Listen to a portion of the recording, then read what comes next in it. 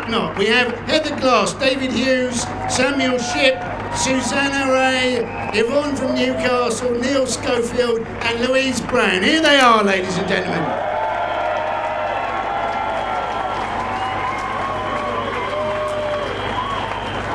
The people at the coalface, and a couple of them are going to speak to you. Befriendiai, amigos, amici, mes amis, friends and fellow Europeans. For many of us, Brexit is personal. It's personal for me. I met my wife through the Erasmus program. Together, we're raising one of those million or so little Europeans. Theresa May might call them citizens of nowhere.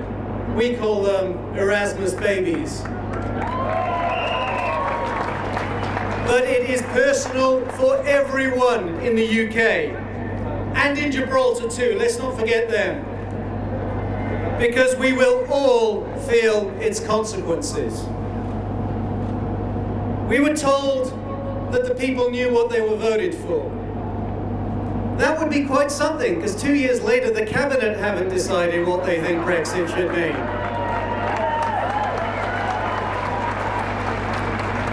Did people really know they were voting to jeopardize my little boy's right to have his mama live with him? People, whether they voted leave or remain, are entitled to a say on whether the PM's deal addresses their concerns or is just Jacob Rees-Mogg's wish list. I mean, do you think a man who boasts from the back of his Bentley about having never changed a nappy really understands the real problems of men and women and families up and down the United Kingdom? We are entitled to a say because when it goes badly, we will get the blame. The Brextremists will blame Brussels. They'll still blame Brussels. They'll blame Remoaners. They'll blame immigrants. They'll blame Muslims. They'll blame the Scots and the Northern Irish. Sooner or later, they'll blame people like me in Wales. They will blame the boogeyman and the big bad wolf, and eventually they will blame the whole electorate, but they will not blame themselves.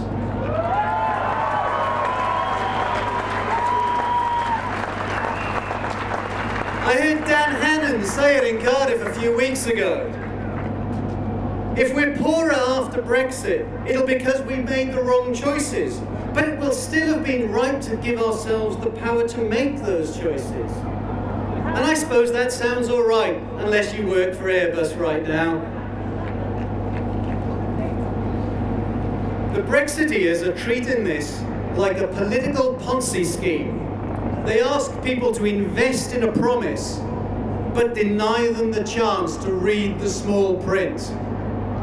Well, I say to them, this is still a democracy, and we are the people too.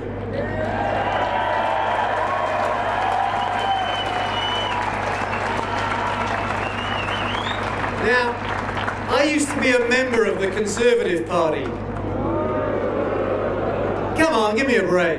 Yeah! I live in a marginal, and I used to go and have a drink with my Conservative MP from time to time. He's actually a good guy. But when he didn't speak out, when he didn't try to stop or mitigate Brexit,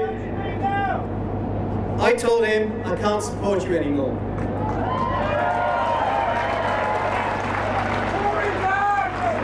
I hated letting down a friend, but I am a patriot and I will be damned if I let down my country for party loyalty.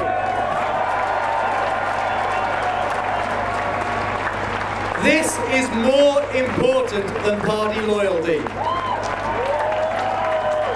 If you're a Tory in David Lammy's constituency, back him.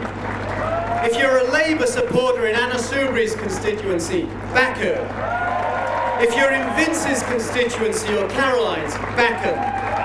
If your MP backs giving you a choice, back them. If they do not, sack them. If I can change my vote, you can change yours. So